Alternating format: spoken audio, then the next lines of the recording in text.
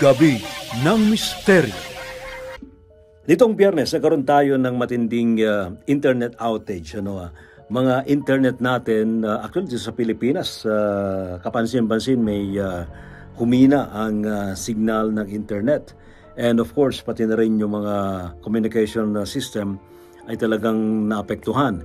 At kamukat-mukat, nagkaroon tayo ng malaking balita na talagang halos buong mundo, halos dahil sa marami ang mga naapektuhan. Sari pong headlines sa tomorrow's News Tonight. Global cyber outage tumama sa online systems ng airlines, mga bangko at iba pang negosyo sa buong mundo. Tinamaan nga po ng global IT outage ang iba't ibang mga negosyo sa buong mundo.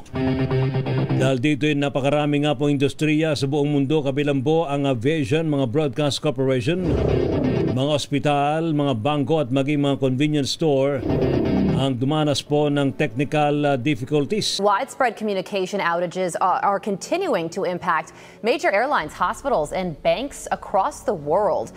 And more than 100 911 call centers in the U.S. are currently down. Gayunpaman, patuloy pa rin nararanasan ang mga technical issues o outages sa iba't ibang lugar sa buong mundo. Pahirapan ngayon magbigay ng prescription medication ng ilang mga pharmacy sa Norway dahil sa naturang outage.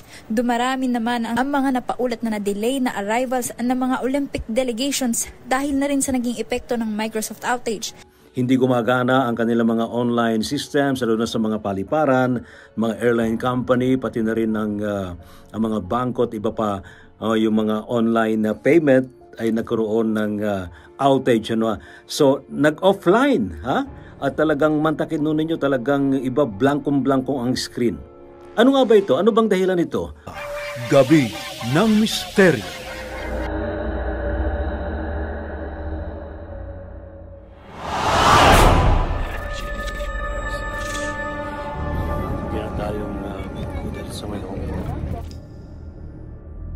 You can offer prayers. Wala namang mawawala nila. Flowers. They also burn incense. Diplomat Hotel? Na North Cemetery.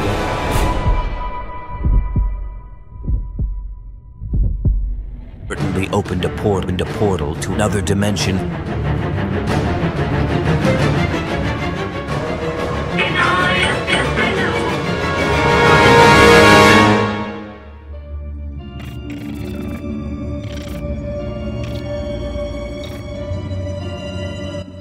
Mga kamisteryo, ngayon gabi ito pag-usapan natin tungkol sa nangyaring global internet outage.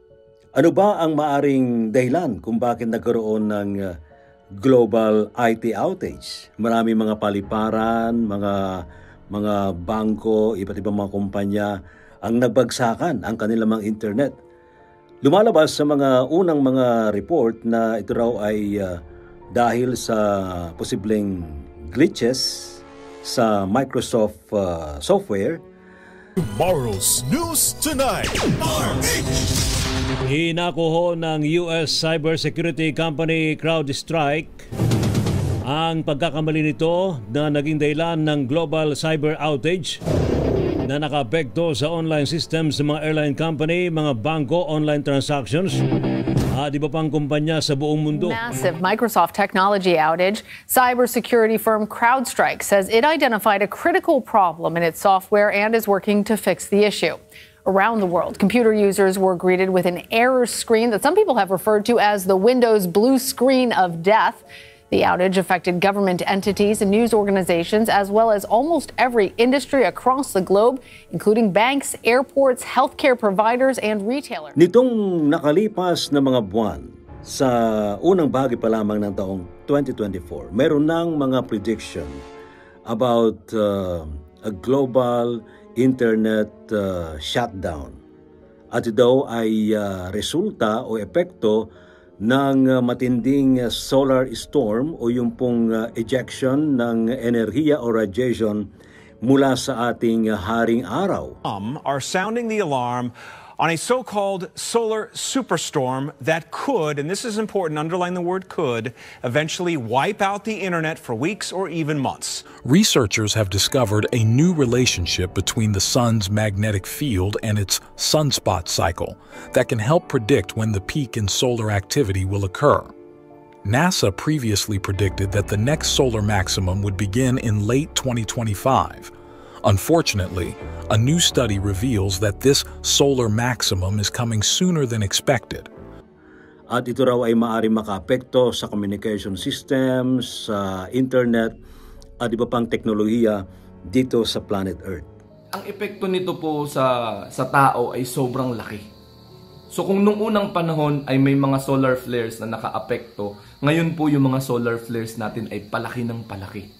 So dahil palaki ng palaki palakas ng palakas yung energy ng mga solar flares na nangyayari dito sa mundo, palaki ng palaki din yung mga nangyayari dito sa mundo, sa tao, sa businesses, sa relationship, sa government, sa politics, sa economy. Lahat po ito apektado because of the solar flare. Dahil yung tao, hindi sila conscious sa mga nangyayari sa buhay nila kapag may solar flare. Ano nga ba ito? Subukin natin na laliman ang talakayan tungkol dito, at meron ding mga nagsasabi na ito raw ay isang pamaraan ng mga galactic beings para magkaroon ng control o kaya'y merong mga problema na dapat na resolbahin, kaya nila ginawa ito. Sabi po sa lahat ng mga kamisteryo ni Ray Sibayan, Dr. Joby Lastano po ito, inaanyayahan ko kayo mamayang gabi alas 10 sa Gabi ng Misteryo. Maganda po ang ating talakayan mamaya tungkol ito sa mga nangyayari sa ating pong kapatid na si Mahal na Araw. Malalaman po natin ito. Attend po kayong lahat. See you! So marami pa po tayong pag-uusapan na tungkol dito at inaasahan po namin kayo na makasama para magkaroon po tayo ng kaalaman at lumawak yung ating kamalayan tungkol sa mga nangyayari sa buhay natin, at para nang sa gayon is magkaroon tayo ng personal at conscious na participation sa mga ginagawa natin dito sa buhay natin. So that's all. Sana magkita-kita tayo. May we all be blessed. Namaste. Peace. Bye-bye. See you. Yan ating pag-uusapan sa Gabi ng Misteryo, 10 to 11 p.m. sa DZRH. Wala nga absent. See you! Pagkakaiba daw ho yung mediumship sa sinasapian. Talagayang kababalaghan, pananaliksik sa kapangyarihan ng isipan, pagpapakita ng mga nilalang, inyong matutunghayan sa Gabi ng Misteryo. Kasama si Ray Sibayan tuwing Sabado, alas 10 ng gabi sa DZRH Radio, DZRH TV at DZRH Online. Gabi ng Misteryo.